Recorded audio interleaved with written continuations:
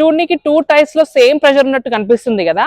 చాలా కాన్ఫిడెంట్ గా ఇలా లెగ్ తో ప్రెస్ చేసి దీని ప్రెషర్ చెక్ చేద్దాం అనుకుంటున్నారా? లేదు, 2 టైర్స్ లో డిఫరెంట్ ప్రెషర్ ఉంది. నమ్మడం లేదు కదా, చూపిస్తాగండి.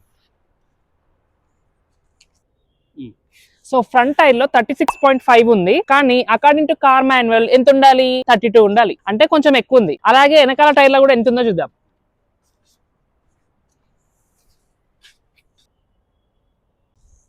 ఇందులో 31.5 ఉంది. 2 టైర్స్ లో యాజ్ పర్ రికమెండేషన్ లేనే లేదు. అసలు మీ కార్ కి ఐడియల్ టైర్ ప్రెషర్ ఎంత ఉండాలో మీ కార్ డోర్ పైన రాసి ఉంటుంది, ఒకసారి చూసుకోండి. అసలు ఈ ఐడియల్ టైర్ ప్రెషర్ మెయింటైన్ చేయకపోతే ఏమైతుంది? టైర్ అబ్నార్మల్ గా వేర్ అవుట్ అవుతుంది అండ్ రోడ్ పైన స్టేబుల్ గా పోదు. అండ్ జర్నీలో వెళ్ళేటప్పుడు టైర్ బ్లాస్ట్ అయ్యే ఛాన్సెస్ కూడా ఉన్నాయి. ఇంకోటి, మైలేజ్ కూడా మీరు ఎక్స్పెక్ట్ చేసినంత రాదు. ఇంకా ఇలాంటి టైర్ ప్రాబ్లమ్స్ అన్నిటిని సాల్వ్ చేయడానికి అండ్ మా కార్ టైర్ ప్రెషర్ చెక్ చేయడానికి నా దగ్గర ఈ చిన్ని బుజ్జి టైర్ ప్రెషర్ మానిటరింగ్ ఉంది. ఇదే 1 ల్యాప్ టైర్ చెక్. ఇది కార్ లో వేసేసుకొని మనం ఎప్పుడు అప్పుడు టైర్ ప్రెషర్ చెక్ చేసుకోవచ్చు. దీనికి చాలా strong zinc metal Alai head ఉంది. దీనికి ఒక చిన్న బ్రైట్ డిస్ప్లే కూడా ఉంది. ఇందులో మీరు టైర్ ప్రెషర్ చెక్ చేసుకోవచ్చు, ఎండలో కూడా కనిపిస్తుంది. దీంతో నేను మా కార్ టైర్ ప్రెషర్ కాదు, మా బైక్ టైర్ ప్రెషర్ కూడా చెక్ చేసుకుంటా. దీన్ని మీరు ఆర్డర్ చేసుకోవాలనుకుంటే అమెజాన్, ఫ్లిప్కార్ట్ ఆర్ 1 ల్యాప్ వెబ్సైట్స్ లో దొరుకుతుంది. కార్ టైర్ లో ప్రెషర్ తక్కువ ఉన్న ప్రతిసారి మనం పంచర్ షాప్ దగ్గరికి అయితే వెళ్ళలేం కదా, అందుకే నేను 1 ల్యాప్ వాళ్ళ కార్ ఇన్ఫ్లేటర్ తీసుకున్నా. ఇది క్విక్ ఫ్లేట్. దీంతో మీ కార్ టైర్ కే కాదు, మీ బైక్ కి, సైకిల్ కి, ఈవెన్ మీ కిడ్స్ ఫుట్బాల్ కి కూడా ఎయిర్ ఇన్ఫ్లేట్ చేసుకోవచ్చు. దీని లింక్ కూడా నేను బయోలో ఇచ్చాను, యూ కెన్ చెక్అవుట్.